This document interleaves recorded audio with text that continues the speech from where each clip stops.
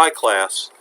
To finish off chapter 2, we need 2 more lectures covering 3 sections, and they're both going to be kind of long. This one is chemical formulas, and the other is going to be sections 2.6 and 2.7. Let us begin. A molecular formula is a representation of a molecule or compound which consists of the following: chemical symbols to indicate the types of atoms, subscripts after the symbol to indicate the number of each atom in the molecule. Subscripts are used only when more than one atom of a given type is present. So 1 is assumed, so 2, 3, or etc. are written. A structural formula shows the same information as a molecular formula, but also shows how the atoms are connected. By the way the atoms are connected can be vitally important when we get into more advanced topics like the handedness of a molecule. A methane molecule can be represented as a molecular formula, a structural formula, a ball and stick model, and a space-filling model. Carbon and hydrogen atoms are represented by black and white spheres, respectively. Many elements consist of discrete individual atoms. Some elements exist as molecules.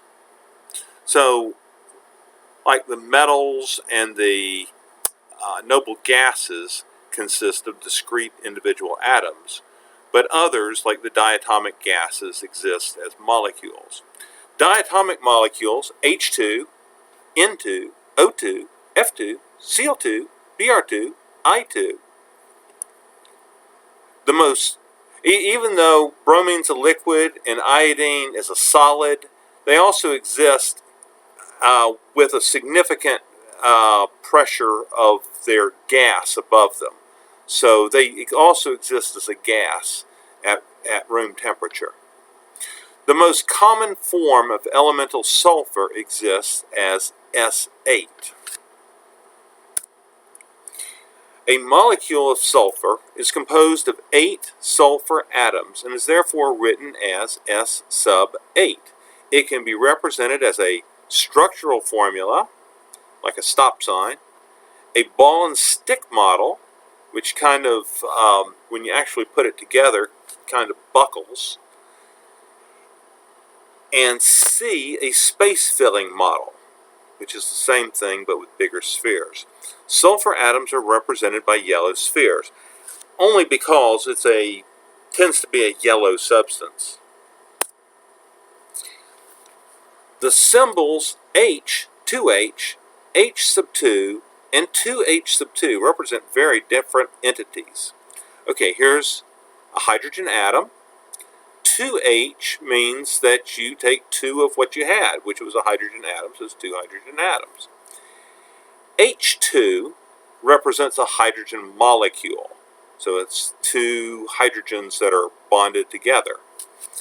And 2H2 means 2 of those, so it's 2 individual molecules. An empirical formula. Empirical is another word for meaning experimental, and this is of historical origin. It's because there are standard experiments that allow us to determine the ratio of the kind of atoms that compose a substance.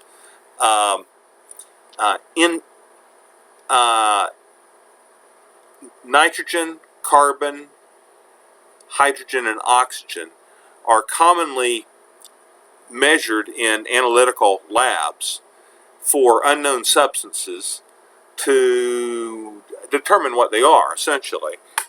And it's fairly easy to drive off the water, the carbon dioxide, the nitrogen, and then determine the amount of hydrogen or oxygen, the amount of oxygen by difference, because you're using oxygen to break everything up. And so empirical formulas still occur in chemistry, but at one time we only knew benzene as its ratio of carbon to hydrogen, and we once only knew acetic acid as its ratio of carbon to hydrogen to oxygen. So that's the empirical formula. It implies the experiment of elemental analysis. And a molecular formula indicates the actual number of atoms in each element in a molecule of the compound.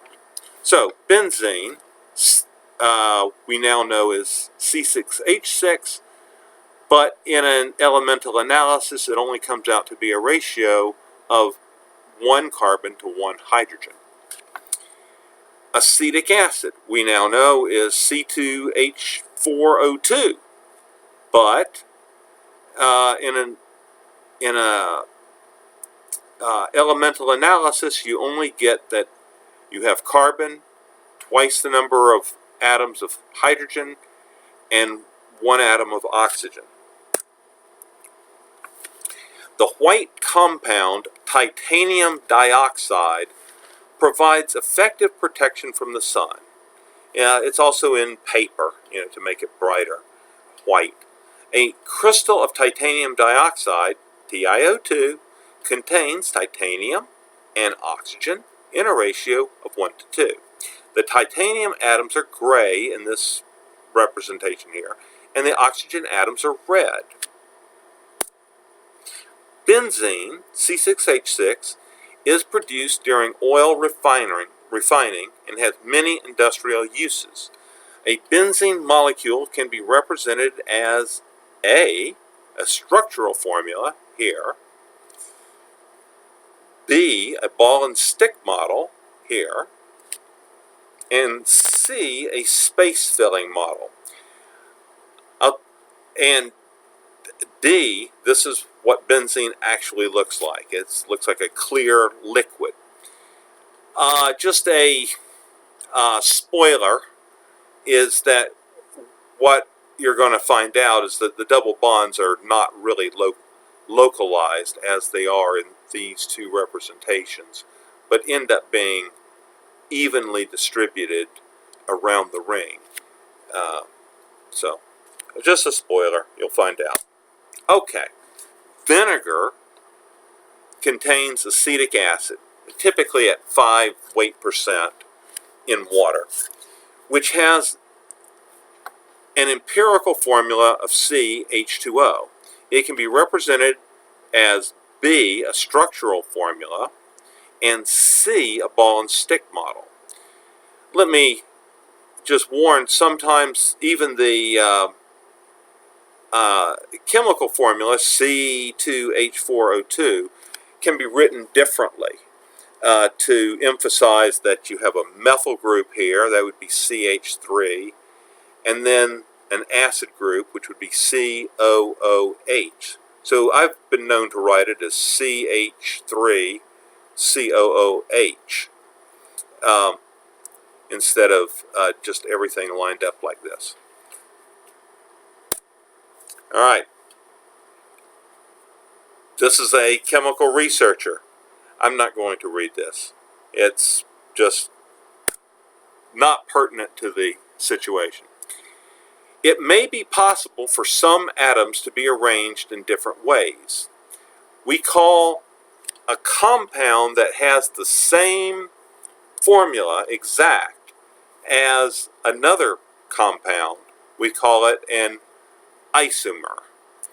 Iso means the same, and mer, I'm not exactly sure what mer means, but let's say members. So it's got the same members as another compound, but it's different. So isomers are compounds with the same chemical formula but different molecular structures. Example, acetic acid and methyl formate both have the molecular formula C2H4O2, but they have different structures and properties. Here's acetic acid, here's methylformate. This is an acid, this is also an acid. It's going to have a different acidity. Well, actually, no, this is not an acid. This is an ester, and this is not ionizable. Okay, so they are very, very different. Molecules of acetic acid and methylformate are structural isomers. They have the same formula, but different structures, and therefore different chemical properties. Methyls of carvone, which is this compound, are spatial isomers. Let's see. Yeah, plus carvone and minus carvone. I mentioned before handedness. And while you just look at this and say, well, what's the difference between this and this? There is a difference when you build the model. They end up looking like mirror images of one another, but they're not superposable, that is, you can't turn it around and actually force one over the other. So, anyway, it's another type of isomer. All right, that is the end of section 4. Thank you very much.